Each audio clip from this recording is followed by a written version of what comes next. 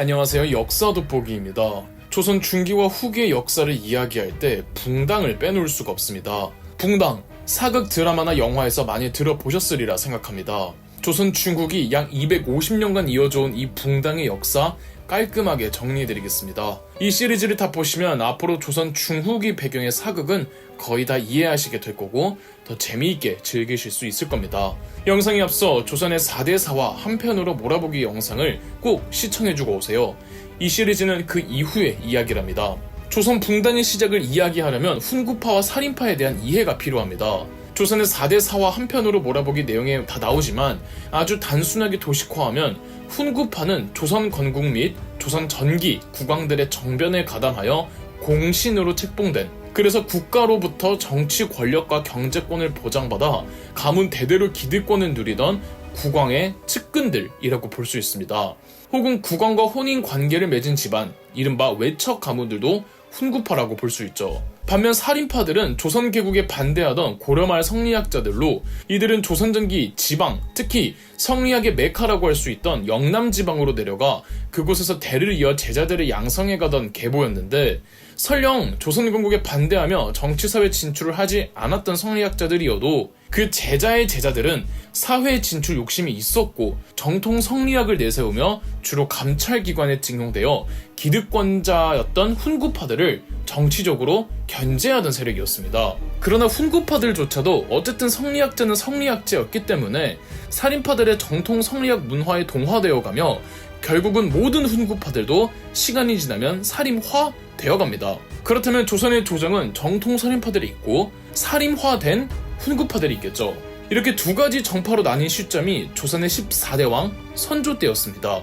우리 모두 같은 성리학을 숭상하는 학자 겸 정치인이지만 그럼에도 그놈의 출신이 뭔지, 자신의 정치적 권력이 어디서 발생하느냐에 따라 출신이 갈리고 같은 출신들끼리 뭉치는 경향이, 그리고 남의 출신들을 멀리하는 분위기가 만들어지며 두 출신 사이에 묘한 경쟁이 붙습니다.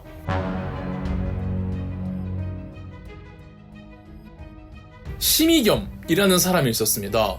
조선 13대왕 명종의 처남인데요.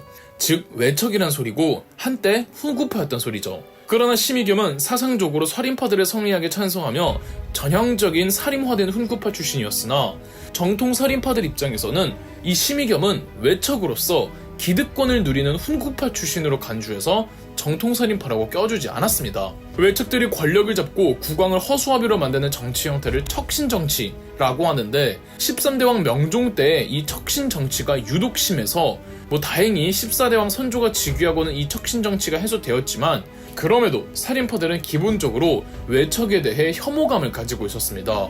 심의겸도 이러면 기분 나쁘고 그놈의 정통 뽕이 취한 영남 출신의 살인파들을 꺼렸죠. 선조 5년이었던 1572년 선조가 김효원을 이조 정랑직에 임명했습니다. 이조 정랑이란 벼슬은 오늘날로 비유하자면 인사혁신처의 요직으로 품계는 그렇게 높지 않지만 실무직 공무원들의 인사권을 쥐고 있는 권한이 남다른 자리였습니다. 선조가 이 이조 정랑에 앉힌 김효원은 이황의 제자로 전형적인 영남 출신의 정통 살인파였습니다. 이때 심의겸이 김효원의 이조 정랑 임명을 두고 반대를 한 겁니다. 김효원이 이조 정랑이 되면은 조정 곳곳을 정통 살인파들로 배치시키고 그들의 거르들음은 더해지겠죠? 그래서 심의겸이 막으려고 했으나 어떻게 김효원이 이조 정랑이 되기는 했습니다. 그런데 3년 후에 김효원이 다른 관직으로 이동하게 되면서 이조 정랑 후임자를 두고 심의겸의 동생이 추천된 겁니다. 이번에는 김효원이 반대합니다. 이러면서 심의겸과 김효원은 당시 조선 정치의 대표적인 라이벌이 되었고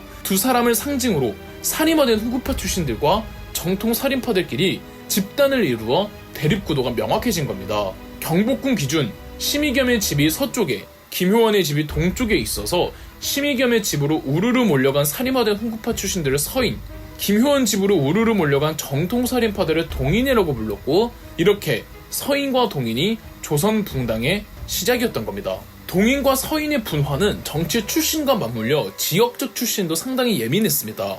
고려 말부터 시작한 한국의 성리학은 그 태생지가 영남 지역이었습니다. 고려 말 거의 모든 성리학 사대부들은 영남을 지역적 고향으로 삼았고 이후로 조선시대까지 쭉 영남은 그 중에서도 오늘의 경북 지역이 한국 성리학의 본산이었죠. 그래서 정통살인파들은 영남 출신임을 강조하며 비영남 지역 성리학자들을 정통살인파로 여기지 않았죠. 여기에 정통살인파를 위시하는 동인들에겐 결정적인 한 수가 있었으니 이들은 대부분 이황의 제자들이었다는 거죠. 이황은 성리학계에서 대스승 대학자로 거의 신적으로 숭상받던 학자였고, 이황도 고향이 영남 지역이라 이황과 더불어 조식 등의 성리학 대학자의 제자라는 프라이드, 그리고 같은 영남 출신으로 이황의 정식 제자라는 자부심이 엄청났죠. 반면 비영남 지역 성리학자들은 설령 그들도 이황의 밑에서 수학을 했더라도 영남 지역이 아니라는 이유로 동인에 낄 수가 없었고 서인 쪽으로 몰릴 수밖에 없었습니다. 그렇다면 서인도 학문적 지지자가 있어야겠죠? 그 대안으로 나온 사람이 바로 이이였죠. 율곡 이이는 이황의 성리학 사상에 태클을 건 적도 있으며 비영남 지역 출신이며, 하지만 엄청난 두뇌를 가진 천재에 심지어 국왕 선조의 압도적인 지지를 받고 있었습니다.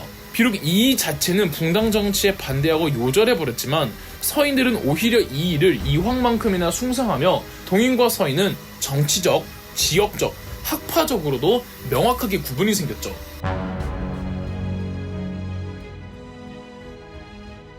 처음에 국왕 선조는 붕당 정치를 강하게 비난했지만 이이가 죽으면서 선조는 오히려 이 붕당을 왕권 강화에 역이용하기로 합니다.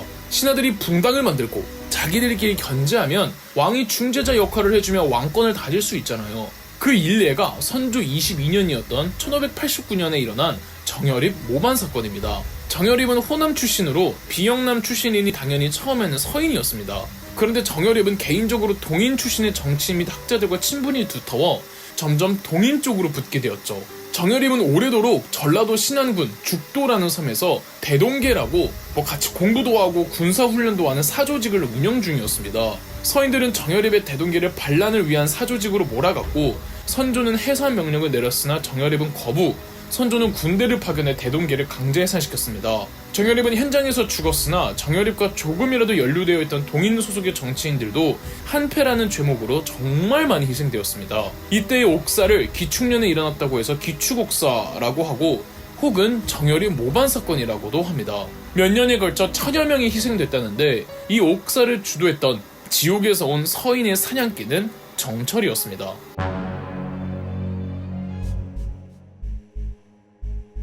관동별곡, 삼위인곡, 송미인곡으로 유명한 정철은 문학적 재주는 매우 뛰어났을지언정 술 주정뱅이라 사고도 많이 치고 불같은 성격에 생각보다는 몸이 먼저 나가는 사람이라 주변에서 정철을 싫어하는 사람이 많았습니다.